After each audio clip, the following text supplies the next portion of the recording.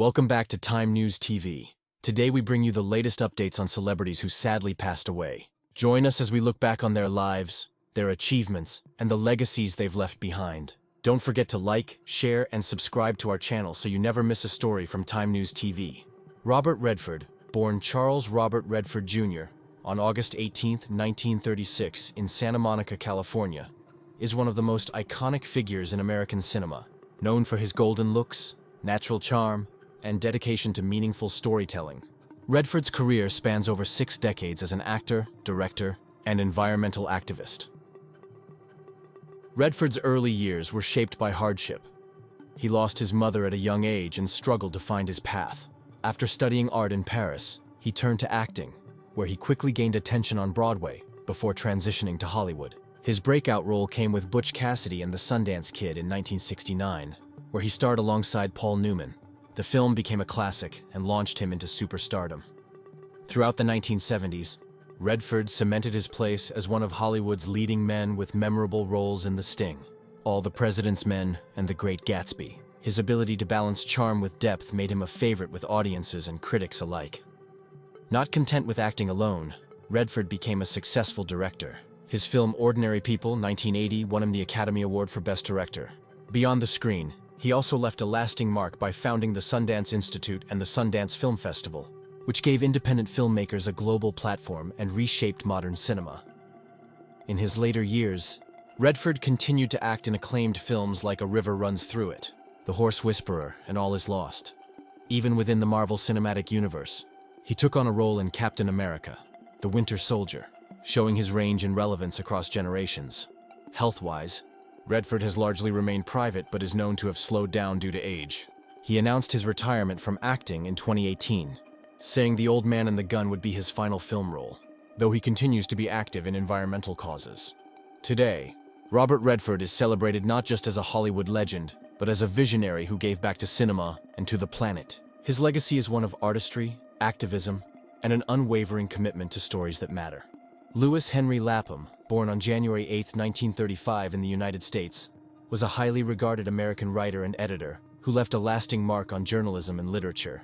He first became editor of Harper's Magazine in 1976, serving until 1981, and then returned to the position from 1983 until 2006. During his time there, he reshaped the magazine's style and direction, introducing innovative features such as the well-known Harper's Index. After stepping down, he became editor emeritus but remained an active voice, continuing his famous notebook column while launching Lapham's Quarterly, a magazine devoted to history, culture, and literature. Lapham was also a prolific author, writing many books that explored politics, society, and current events. His sharp wit and thoughtful analysis made him one of America's most recognizable essayists. His contributions earned him induction into the American Society of Magazine Editors Hall of Fame in 2007. Cementing his place among the country's most influential editors. Beyond print, Lapham brought his voice to television and radio. From 1989 to 1991, he hosted PBS series like America's Century and Bookmark. Later, he created The World in Time for Bloomberg Radio, where he engaged leading historians and thinkers in conversations about the past and its relevance today. These interviews remain available as podcasts. In 2005, he wrote The American Ruling Class, a documentary-style film blending fiction with real-life figures such as Bill Bradley and Barbara Ehrenreich. The film asked whether a ruling class truly exists in America, ending with the striking conclusion, "If you're not in, you're out." Lewis Lapham passed away at the age of 89, following a stroke, leaving behind a legacy of intellect, cultural insight, and fearless commentary.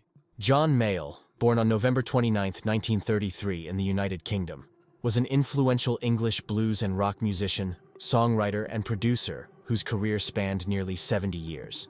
Known as the godfather of the British blues, Mayall played a central role in shaping the sound of modern blues and rock. He was a singer, guitarist, harmonica player, and keyboardist, blending these talents to create a unique style that inspired generations of musicians. In recognition of his immense contributions, he was inducted into the Rock and Roll Hall of Fame in 2024. In his early years, Mayall served his national service in Korea, and it was during a leave that he purchased his first electric guitar in Japan. Returning to England, he studied at Manchester College of Art while playing with a semi-professional group, the Powerhouse 4. After graduating, he briefly worked as an art designer, using his artistic skills later to design many of his own album covers. By 1963, he committed fully to music and moved to London, where he would launch his most famous project. That project was John Mayall and the Bluesbreakers, a band that became legendary for nurturing top musicians. When Eric Clapton left the group, Mayall recruited Peter Green, leading to the creation of about 40 tracks in a single year. Their landmark album A Hard Road, released in 1967, became a cornerstone of British blues. That same year, Mayall also recorded an EP with American blues harmonica master Paul Butterfield. John Mayall continued recording and performing well into his later years, keeping the blues alive for decades. He passed away at the age of 90 from natural causes, leaving behind a powerful legacy as one of the most influential figures in blues history. Teresa Gimpera, born on September 21, 1936, in Igualada, Barcelona, was a Spanish actress and model who rose to prominence during the 1960s and 1970s. Coming from a family of teachers, she spent much of her childhood in the Sant Andreu neighborhood of Barcelona. Her elegance and natural charm soon led her into the world of modeling, where she began working in advertising campaigns under photographer Leopoldo Pomés. Her transition to film came in 1965 with her debut in Fata Morgana. This marked the start of a prolific acting career, as she became one of the most recognizable faces of Spanish cinema during that era. Gimpera appeared in a variety of films throughout the 1960s and 1970s, earning a reputation not only for her beauty, but also for her strong screen presence. She successfully balanced her modeling career with acting, making her a versatile figure in Spain's cultural scene. In her personal life, Teresa first married Octavio Sarcenedas, who worked in advertising at the Seix publishing house. Together, they raised 3 children: Mark, Job, and Joan. Later in 1990, she found love again with American actor Craig Hill, who had relocated to Barcelona to star in spaghetti westerns. Their marriage lasted 24 years until Hill's passing in April 2014. Teresa Gimpera continued to be admired as one of the great icons of Spanish film and fashion. She passed away at the age of 87 after a short illness, leaving behind a legacy of beauty, talent, and cultural influence. Sheila Jackson Lee, born on January 12, 1950, in the United States, was a prominent American lawyer and politician who served as the Democratic representative for Texas's 18th Congressional District, covering much of central Houston. She held this position from 1995 until her passing in 2024, building a career defined by advocacy, controversy, and dedication to her constituents. Before entering Congress, she served on the Houston City Council, where she began shaping her reputation as a strong and outspoken leader. In Congress, Jackson Lee became known as a committed member of the Democratic Party and co-dean of Texas's congressional delegation.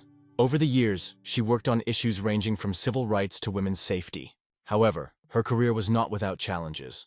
In 2019, the New York Times reported that she planned to resign as chair of the Congressional Black Caucus Foundation after a lawsuit was filed by a former staffer who alleged retaliation in relation to a serious misconduct case. Around the same time, she also stepped down from her chairmanship of the House Judiciary Subcommittee after the National Alliance to End Sexual Violence withdrew its support for her leadership role. Her career had other moments of turbulence. In 1998, the Houston Press reported that several staffers had quit due to her demanding and abrasive management style, a pattern that occasionally drew public criticism. Despite controversies, Jackson Lee remained an influential figure in Texas politics until her death. She passed away in 2024 at the age of 74, following a battle with pancreatic cancer. Sylvester Stallone, born on July 6, 1946 in New York City, is one of Hollywood's most enduring stars. Known for his tough guy image, powerful performances, and relentless determination, Stallone carved out a legendary career that spans acting, writing, and directing. Stallone's early life was marked by challenges. Born with nerve damage during birth that left part of his face paralyzed, he faced bullying and struggled to find acceptance. After years of odd jobs and minor roles, he poured his frustrations and dreams into writing the script for Rocky. Against all odds, he insisted on playing the lead role himself. Released in 1976, Rocky became a cultural phenomenon, winning 3 Academy Awards, including Best Picture, and turning Stallone into an international icon. He continued the Rocky franchise with multiple sequels, most recently returning as an older mentor in Creed and Creed II, which introduced the beloved story to a new generation. In 1982, he created another iconic character with First Blood, launching the Rambo series. Both Rocky Balboa and John Rambo became symbols of resilience and strength, cementing Stallone's place in pop culture history.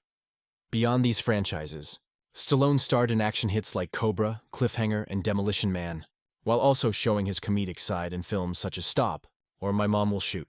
In the 2010s, he revived ensemble action with the Expendables series, bringing together some of the biggest names in the genre. Off-screen, Stallone has faced personal hardships, including the tragic loss of his son Sage in 2012.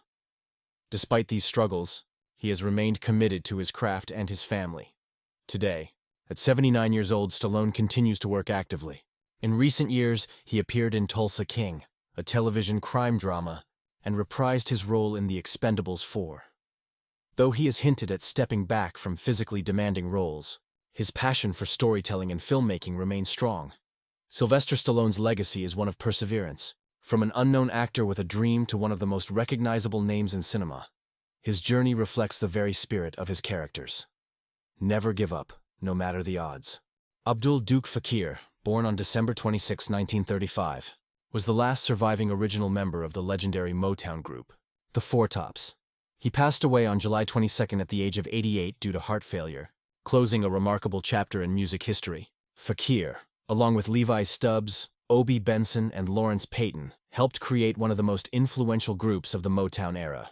The Four Tops became icons of soul and R&B, with timeless classics such as I Can't Help Myself, Sugar Pie Honey Bunch, Baby I Need Your Loving, It's the Same Old Song, and Reach Out, I'll Be There. Their music carried an energy that not only defined the sound of Motown, but also connected with audiences around the world. Fakir's smooth harmonies, paired with Levi Stubbs's powerful lead vocals, made the group unforgettable. Beyond the music, the Four Tops represented unity and loyalty. The group remained together for over 4 decades with no major lineup changes among the original members, a rare feat in the music industry. This deep brotherhood became one of their defining features. Their legacy was celebrated with major honors, including induction into the Rock and Roll Hall of Fame in 1990, where Stevie Wonder gave the tribute. In 2009, they were awarded the Grammy Lifetime Achievement Award, solidifying their place in music history. With Fakir's passing, fans mourn not just a singer, but an era. He was the last voice of the Four Tops' golden age, leaving behind music that will continue to inspire generations.